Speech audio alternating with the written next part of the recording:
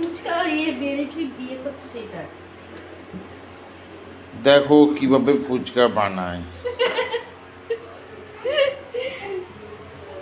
এই গরম তেল যেদিকে বেলা এখনো সেই দিকে দিতে হবে। দিয়েছি গো, সবে তেলটা দিয়েছি, নতুন করে তেল শেষ হয়ে গেছে।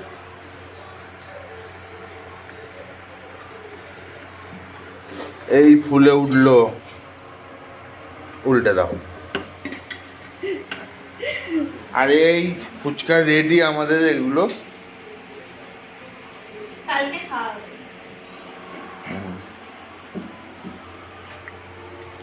এটা আবার নতুন করে তেলটা ঢালা হয়েছে বলে একটু তেলটা একটু হালকা ঠান্ডা আছে।